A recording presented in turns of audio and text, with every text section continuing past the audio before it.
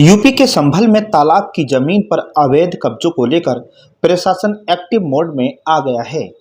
यहां सदर तहसील क्षेत्र के मोहल्ला हातिमसराय में तालाब की भूमि पर मकान बनाने और बेचने के सनसनीखेज खुलासे के बाद प्रशासन ने भी मोर्चा संभाल लिया है।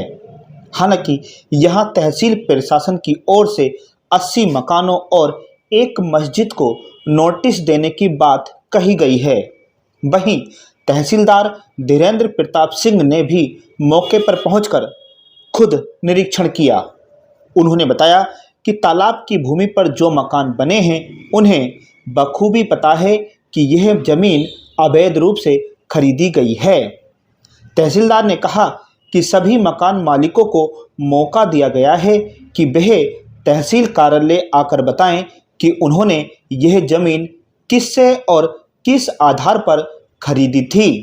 हालांकि प्रशासन अब एक एक ईंट की गिनती कर रहा है।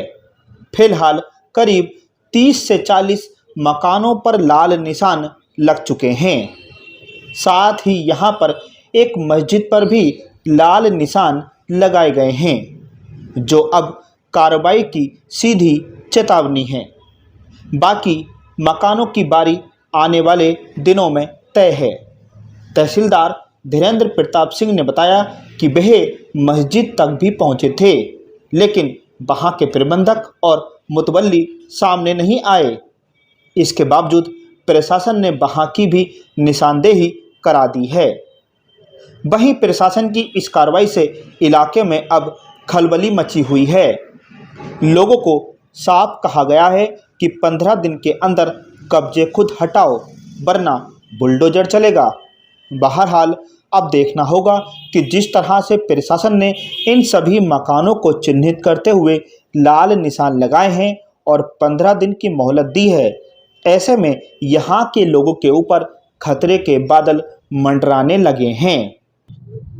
ये देखिए, तालाब की भूमि है, इस पर इन लोगों के मकान बने हैं और इन लोगों से बात करने पर यह पता चल रहा है कि इन लोगों को खुद नहीं मालूम है कि जिसने इनको बेचा है वो कौन है, क्या उसके पास इसकी टाइटल थी या नहीं।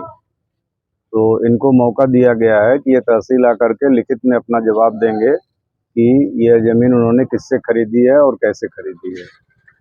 और आज मौके पर इसी की निशानदेही कराई जा रही है। पूरी निशानदेही तो नहीं हो पाएगी, उसमें 1-2 दिन का और समय लगेगा। फिर भी जितना हो पा रहा है 30-40 निशानदेही आज करा दी जाएगी। धार्मिक स्थल है, मस्जिद पर भी लाल निशान लगाया गया।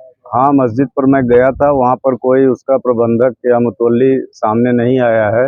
उस पर भी निशानदेही करा करके और आसपास के लोगों को बता दिया गया है कि आप लोग उनको सूचना दे दीजिए कि उनकी टाइटल किस प्रकार से है, वो आकर के बताएं। कितने दिन का समय दिया गया है? 15 दिन का समय तो हमने नोटिस में ही दे रखा है, तो 15 दिन तो वेट करना ही होगा जवाब देने के लिए। 15 दिन के बाद आगे कार्रवाई की जाएगी अगर जवाब नहीं देते तो? ये लोग जवाब देते हैं या नहीं देते हैं, दोनों ही स्थितियों में 15 दिन के बाद ही कार्रवाई होगी।